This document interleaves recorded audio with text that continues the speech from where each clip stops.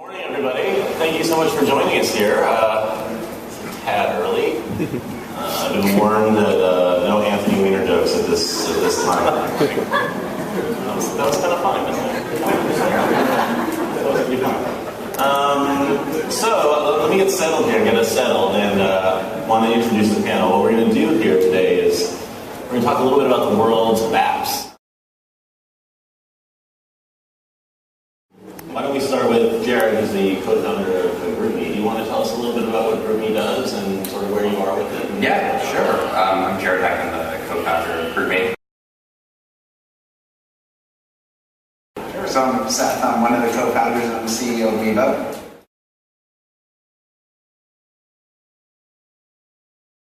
And Shawn, you are head of strategic advertising at NAVTEQ. Very interesting, cool company that I think people probably have a lot of brand name familiarity with, but maybe don't totally understand the whole breadth of what you guys do. You want to Right. Yeah, most people don't know who NAVTEQ is, but NAVTEQ is the leader in mapping and location content globally. So.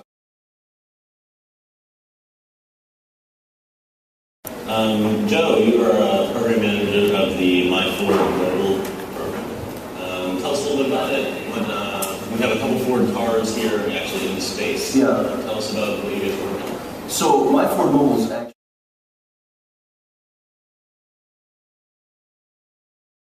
sort of start off really broad here and talk about some general computing questions about apps in general. And as apps might become in cars, refrigerators, on your mobile device, the languages and the development platforms are not as common or more and more becoming less common. Are you, as somebody who's developing an app right now, is that a concern? Is that difficult? Does that make it harder? Like, talk about it a little bit. Yeah, so it's interesting. I think the main thing there is that there are just so many different interfaces that you need to develop for now. You know, if you're going to be sort of an app-centric company, you need to have BlackBerry applications, iPhone applications, Android applications. Are you compatible with feature phones, and what does that actually mean? And all of these different devices and all these different operating systems obviously come with their own programming languages and sort of like their own guidelines for how to construct the best app. So it's definitely, for us in particular, we pride ourselves on being truly cross-platform. Works anywhere on the mobile web, maybe desktop, over SMS, on any one of our smartphone apps. So there's just a lot of interfaces there to develop for. And I think that's, as these things become more fragmented in that sense, it's definitely a challenge to maintain well. So it makes life a little bit more difficult, but of course more interesting nonetheless. Are there certain platforms that you think are really the ones you really focus on and try and support? iPhone, Android, the rest of the So I think for a lot of companies, they're probably just focusing on iPhone, Android from a smartphone perspective. For us, we got to be accessible to everybody all the time, everywhere. So it's really kind of people focus everywhere. I think it's interesting to look at kind of where apps, I'm curious what everybody else thinks, where apps may go. So Meebo, we've developed an app for iPhone, we've developed an app for Android, we have an app for BlackBerry, and it's a total pain in the butt, right? And it's like, you have multiple teams to develop the same product on multiple platforms. And I kind of feel like mobile is basically, maybe 15 years behind, we used 15 years, where PC is, but it's following the same path. I mean, think about it, right? So you had this awesome UI that was revolutionary from Apple come out. Now Android's happening.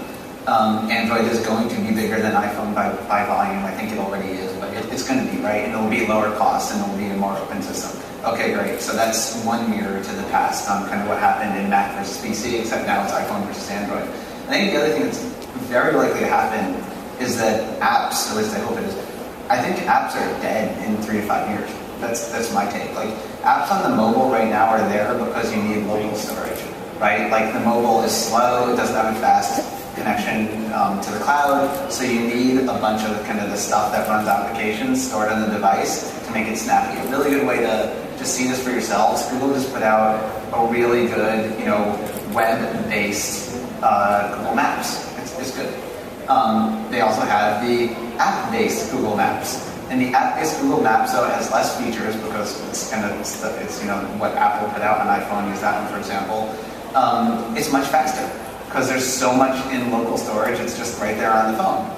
But, 3 years from now, 5 years from now, the connection speed of the phone up to the cloud will be very fast, right? And there won't really be a need for apps any longer, right? Rather, it could all just come down from the cloud. So I really hope for your sake, for everybody's sake, that it kind of goes in that direction and we can go back to write kind of once rather than for thousands.